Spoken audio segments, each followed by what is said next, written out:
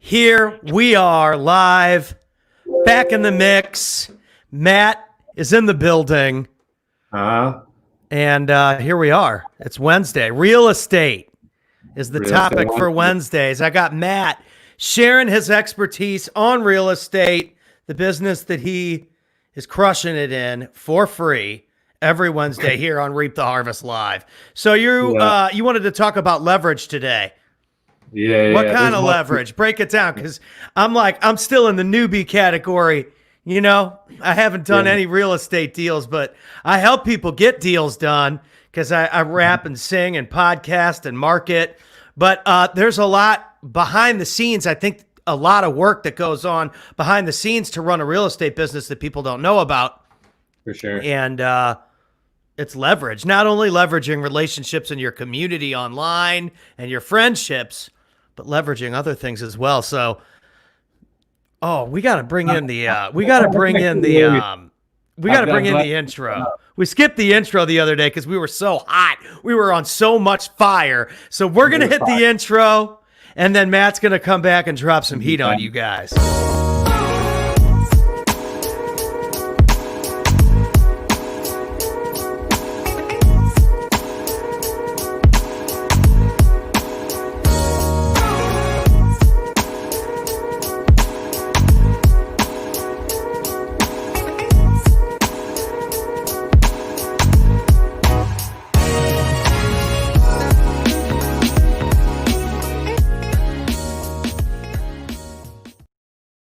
It's so good. It's so good.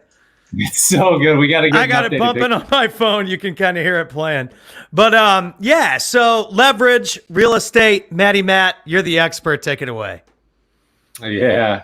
Some may call me that. I wouldn't definitely say crushing it, but man, I work hard and I get a lot. One thing I credit to myself and just obviously my mindset is that I'm a learner. I'm a perpetual learner. I love learning from people. And that's how I've been able to accelerate. I've been able to accelerate my business. I feel like I've skipped ahead multiple years. I'm still learning through failure. But that's been one of the most amazing pieces. I think that's an amazing piece about life, that you're failing, you're growing. And you have to learn from it. And then you can pick yourself back up, brush yourself off, and then move forward, take one step at a time, just to improve yourself daily. So that's actually a journey here, right? Reap the Harvest is just kind of showing a journey, talking about different things. Obviously, as we're learning about different things, taking a broad spectrum of things. We're talking about, obviously, race, talking about real estate today. Friday, we actually have a special guest coming on. So K-Dog, wish you were out here. I'm in my office, invited her in. Apparently she's listening. But she's getting a bunch of new friend requests too after last week. My wife's awesome. She just has an awesome mindset and has built a lot of the mindset that I have for me personally. And I learn from her every day. So I appreciate her. So anyways, I want to talk about Real Estate Wednesday and the idea of leverage. So especially in today's world. So like leverage, what is leverage? Leverage is when you basically can leverage or utilize, specifically we're talking about monetary assets. So utilize debt to maybe cash flow a product, cash flow a vehicle, cash flow a real estate investment. So I use the method of like, what can I do to service debt and then arbitrage something else, right? How can I leverage something to arbitrage at a higher rate? So some people, I guess that's another word we can actually go through, arbitrage, right? So leveraging something is just essentially where you're taking a debt position, maybe on something where you owe, but then you can arbitrage that to make a return or a cash flow from that. So I'm in various multifamily vehicles. I'm also I own a business. So I own a wholesaling company. We had some rentals actually over the past 4 years that we built up a rental portfolio, cash flowed on those, but not one have I ever owned without leveraging, meaning there was senior debt on them. The key in real estate, as I always say, you never buy retail, right? You never assume appreciation. You always buy wholesale or below wholesale. When I bought my first house, I did not know that. Fortunately, it appreciated and appreciated very well. So we're in a position where we just are really super close to downtown. The Tampa market has blown up and it appreciated like crazy. So we have a lot of equity position, but I never assume that any type of equity position is real money. Real money, equity is never real money. Equity can go away overnight. So I have a model. If it has one door, I do not buy it. If it has two or more doors, I can buy it. But I got to buy it at wholesale or below wholesale prices. Now, the idea of leverage. What does leverage mean? Well, I'm going to take a debt position on something. I'm going to use OPM, which is called other people's money, to basically put a debt position on whatever I'm borrowing against. I'm going to pay them an interest, but I'm going to make sure that my interest and whatever potential senior debt or debt leverage point or debt I have on that investment vehicle, where I can cash flow above and beyond that. And what do I mean by cash flow? So if you look at a traditional P&L, so a P&L is profit and loss statement or your net operating income. You're going to take your what we call your revenue being generated. So you're going to have your top line revenue. You're going to reduce it. Revenue is just basically sales. So revenue, sales, you're going to reduce your expenses. Whatever you drop to the bottom line after you reduce your expenses is going to be your net operating income. At below that is your debt service payment. Your debt service payment is then subtracted away from your net operating income, and you have a cash flow statement. Your cash flow statement is real tangible money that you make over month into something. So when you look at a P&L, you have to look at that, right? So when we look at a multifamily investment vehicle, we're going to have our expected rent. So our rent, gross potential rent, GPR. So the GPR is going to be whatever our rent roll is times essentially what our current residents are paying, gets us to what our net rent, not our net rent would be. So our gross rent that we have. So gross potential rent. So we have a gross potential rent. Then there's other revenue sources that you can have. So when you're going into like a multifamily vehicle, you always look for new ways. So we're underwriting one right now. Extremely excited about what we have in our pipeline. So we have a deal right now that we went through the underwriting process and we found out that there is $3 million that we can make by including a RUBS back in. What does RUBS mean? It's a rent utility bill back system. So that RUBS is all it is that this investment vehicle that we were underwriting had $270,000 annual of sewage and water payments that they weren't billing back to the resident base. So they were absorbing that as a cost, which reduced their bottom line and hit their net operating income, which ultimately bill back, not buyback, bill back system. So rent utility bill back. So bill back system that actually bills all of the water and the sewage to the resident. Who is this hack of a producer you hired?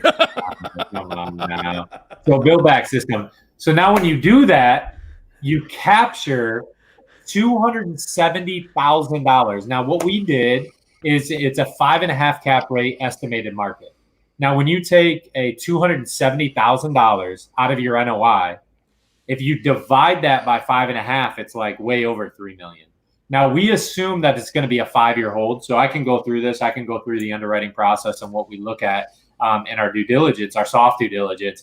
But when we underwrite it, that $3 million is we assume at a 5-year. So at an exit strategy of what that value would be in an exit, where we put safety margins into our underwriting. So our underwriting, we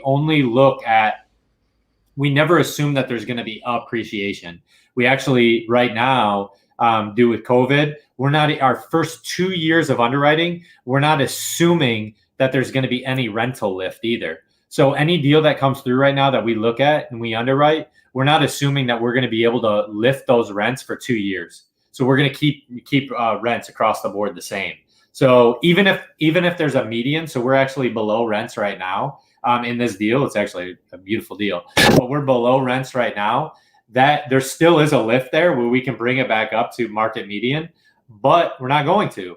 because we just found out in our underwriting process that we can keep rents as is. We can actually build in a bill back, a rent utility bill back, and capture almost $3 million in equity on the back end, assuming a 6.5% cap, which is an increased cap from where it is today. So right now, what we're dealing is with extremely suppressed cap rates in the multifamily market. They're at this market specifically has about a 5.5 cap rate basis.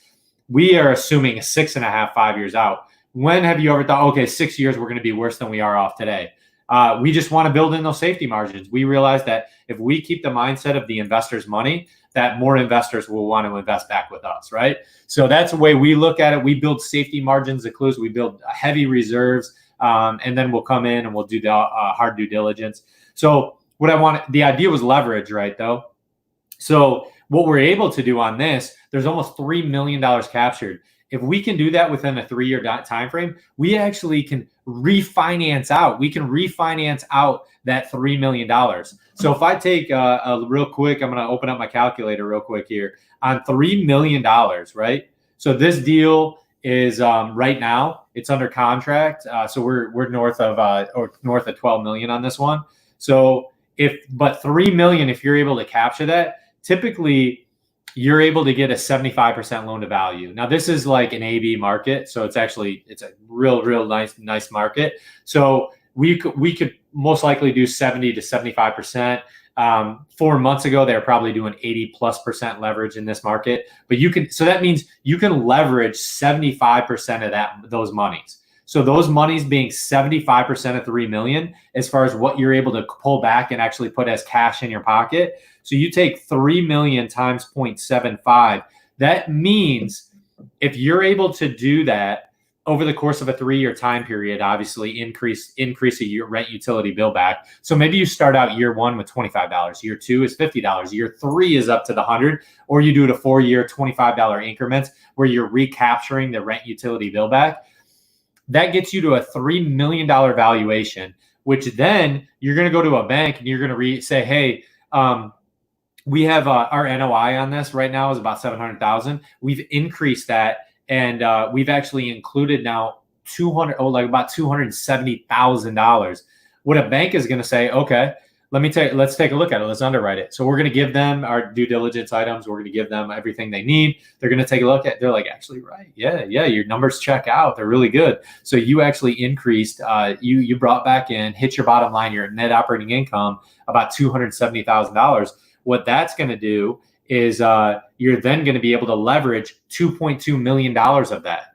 Now, why leverage $2.2 million? You're like, well, if interest rates, so take a look at this is how the Rockefellers got rich, right? I'm going to give you a little insight on how the Rockefellers got rich. So if you had $2.2 million and you were able to leverage that $2.2 million at let's say a 4% interest rate, and you were able to take that $2.2 million and you were able to buy another asset that was getting you maybe, let's say, on average returns of 10%. So there would be a delta of 6%. So you had an interest rate. Would you take that, right? Would you take that deal? Would you leverage it? Now, you also got to buy right. You can't buy retail. You got to buy wholesale or below wholesale. So that's how you cash flow. Yes, of course I would. No brainer. I'm making 6% of my money by just exchanging it from one asset into another. Like, makes complete sense to do that, right? Take cash off the table, go into another asset, leverage that. And you're doing this like you're compounding this effect. That's the beauty of leverage, is that you can literally service something in debt. You can actually create money, specifically in the multifamily realm. I just showed you in the rent utility bill back. Love when that's not already built in, because you can inflate those numbers, bring that back as cash in your pocket, increase the value of the asset, $3 million, take 75% as debt and go buy another asset with it. That is the beauty of leverage. So leverage is amazing. It's an amazing tool to utilize and to grow exponentially your financial wealth. So I'm not a big guy on numbers at all, but I do want to explain to you something in the midst of COVID that I was able to actually increase by negotiating in other deals. My net worth. Net worth is huge to me, just because you can actually leverage your net worth. And I'm going to speak that in regards to the Rockefellers. But in the month of COVID, right, I was able to renegotiate some of the equity structures that I actually had due to the financial input and the work I was putting into them. So I was able to get a little bit more equity in those. And then I actually came in as a limited partner and as a general partner into another asset. I then also increased in my liquidity net worth just by a couple of deals that we're going to be closing on actually in the next couple of weeks, and then one in the previous month. But so cash is very, very important to me as I transition around, but specifically my net worth, because what I'm doing is building up my net worth so I can actually leverage my net worth against the bank, right? So the beauty about commercial real estate is you can cross lateralize. Now, cross lateralize is a term that like, what the heck is cross lateralize? So you can cross collateralize. I don't know, like cross lateral. That's not even a word. Cross collateralize debt. So you actually your equity positions that you might have into a like an investment vehicle, being a multifamily asset, you can cross collateralize that debt or that equity position you have to actually against a bank, right? Almost as a line of credit to then go into another asset. So you can actually cross collateralize your commercial debt in multifamily, whatever it is. And if a bank's willing to do that, you can actually take that equity position and put it into another asset. It's unbelievable what you can do with leverage. So let me tell you, on last month alone, by renegotiating some of the equity structure that I had. So this is specifically, I'm just talking about my like overall net worth.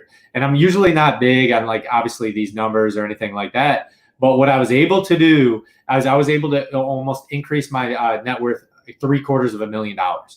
Now you're like $750,000. Maybe that's not much. All right. Well, like I appreciate you listening if that is much, but that's a lot to me, right? $750,000 is quite a bit of money to me. And by increasing my net worth in that way, I was able to substantially increase my bankability to go into like obviously other assets. So I was pretty proud of myself. In essentially about a month and a half, 2 months time frame, I was able to increase my net worth that much. Where I'm now in 4 syndications, about to go into my 5th. I do have like obviously other companies that I own that are more for transactional purposes. But I was able to do that, right? And that was all through basically just leveraging basically, my time too, because I'm investing into these assets either from a financial perspective or through time.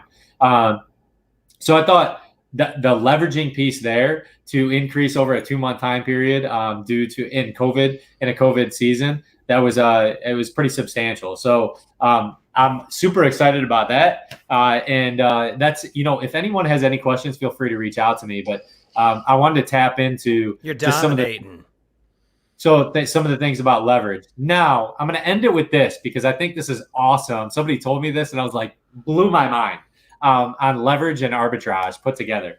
So the Rockefellers, right? So I'm always intrigued by how the Rockefellers became so wealthy, right? They became so wealthy through real estate. And then, I mean, even the Vanderbilts, right? I think the Vanderbilts at what time that like no one has ever controlled that much of the GDP. Like Bill Gates, Warren Buffett alone, I think can get together with Jeff Bezos can't control as much as the Vanderbilts did. I think they controlled like a 3.5% of the American GDP, which is like, it just blows my mind, some of those things when you dip into history. But like they were at their time, and then through the course of history, there's never been anyone wealthier, I think, than the Vanderbilts. Correct me if I'm wrong, if somebody knows history a little bit better than I do. But I wanted to talk about the Rockefellers because I learned this and I was like, that's insane.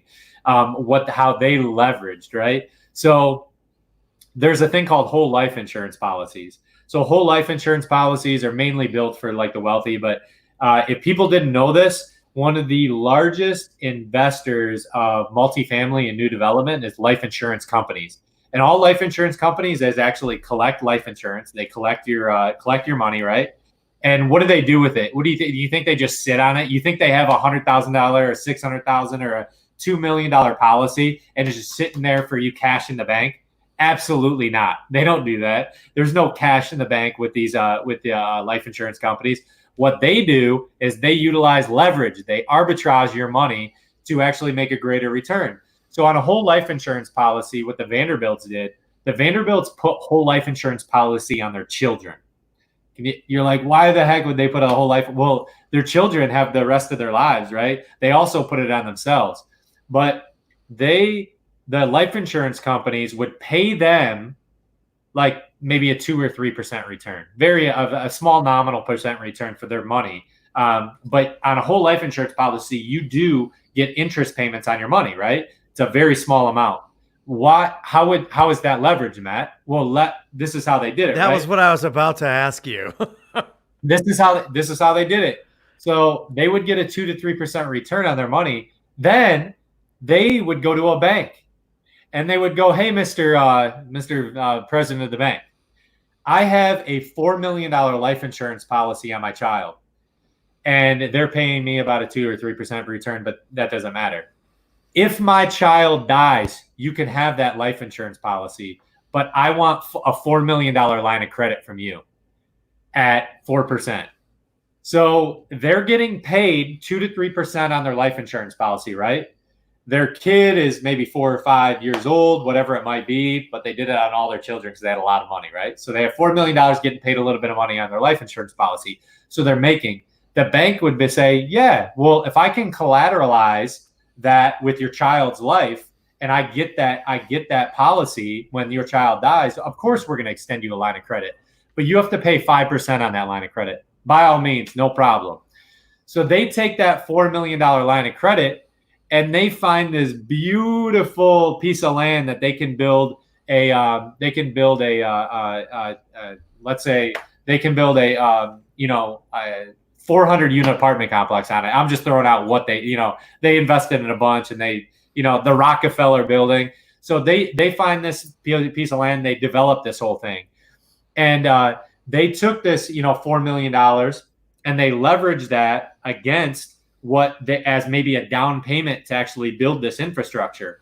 Well, they put that infrastructure, they build this development. Let's say this development now turns into $100 million and they leverage that 70% loan to value, right? Now, I know I'm going all over the place and a lot of moving pieces of what you're trying to get at. I get it, though.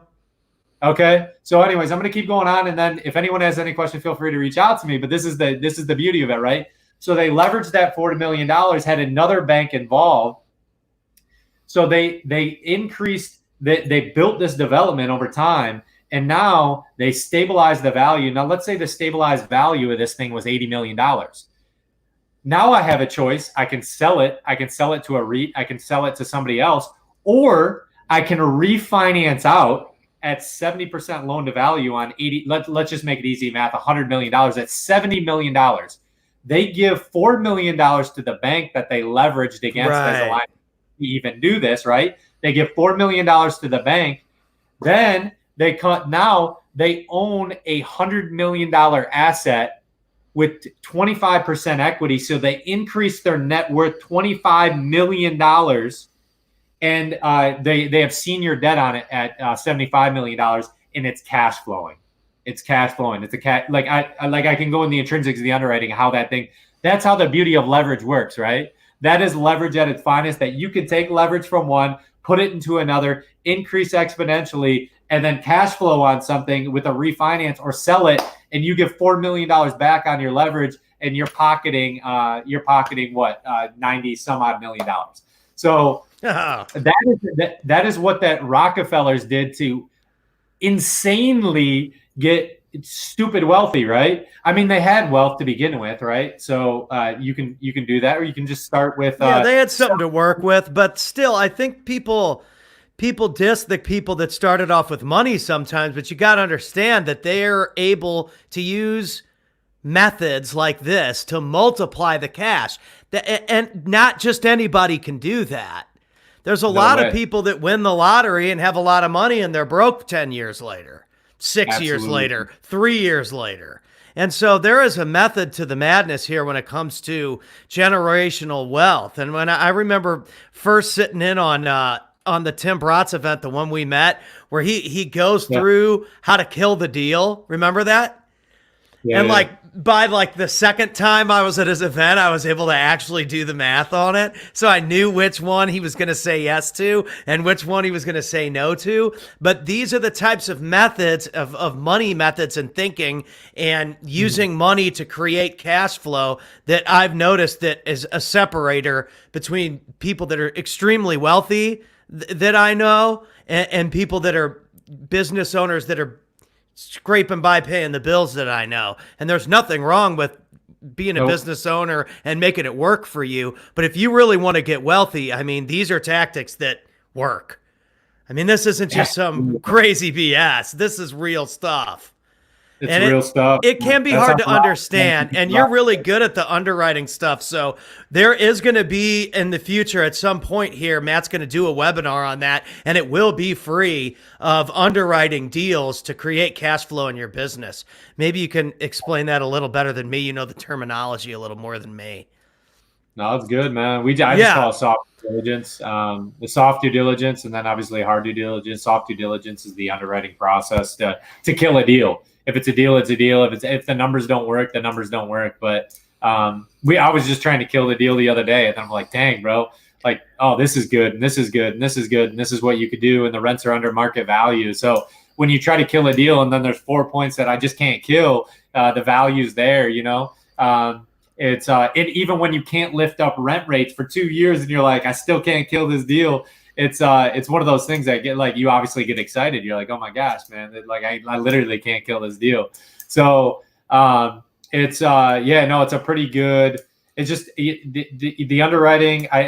We've been delinquent on that. I know. I'm so sorry. I've been like insanely busy doing a number of other again, things. It's like you do have a business to run, so yeah, we need to get a webinar out there, but we will for sure. I think that we'll have another one on depreciation. We're going a little long on time. I try to keep these actually condensed into a lunch hour, and then obviously try to keep in Pat's time in mind. I'm never keeping his time in mind. I thought this guy works for me full time. He told me the other day that he doesn't. I'm like, oh man, dude. Hey, we get it done though. It's fun. I think that the consistency is good, not only for you, but for me as well. It keeps us regular on this page, and it's also different topics every time. So, you know, Monday we kind of talked about personal development and what's kind of going on in the world and bringing people together and how we can help as, you know, dudes and business owners and internet promoters and stuff like that and advertisers on how to do that. But also it's like we really want to make sure we focus on real estate and stuff. And that gives me a chance to kind of share you into a lot of these groups that I'm in so that you can start networking with real estate people, because there are people always talking about how they can level up their knowledge, who they want to be investing with, how they can get more deals done, how they can get more cash in their pocket. And so that's important too. You know, so I'm glad that we're using these tools to our advantage in all those different ways. But yeah, it's a beautiful thing, man. We will definitely record. We will either pre-record something, which could be convenient because then we could send people to it over and over and over again, and or, you know, make some modules or something and have like a little free course, an introductory style course that Matt can host where you guys can come and get more information on this kind of stuff. Because I mean, again, this is somebody that's out there actually doing it. You know, we do these podcasts and stuff for free. So it's an investment. So it's a beautiful thing. But yeah, man, that's awesome. And if anybody has any questions, hit Matt up and I'll make sure he gets the message, because he's not as big of a Facebook geek as I am. So I have to forward the messages over to him. That's true, man. I try to put my content out there, but Pat is the man. He does a lot for me. I appreciate him. But yeah, that's leverage in a nutshell right there. We'll in future sessions, maybe next week, we'll talk about depreciation at length, and how that obviously depreciation is like a massive value to people that maybe already accredited investors that need to reduce their tax liability. So that's we'll talk about that next week. But you know, from Reap to Harvest Live, we just planting seeds, baby, and when we watering them, and then they sprout. So we out. Reap to Harvest. Guys. Be listening in.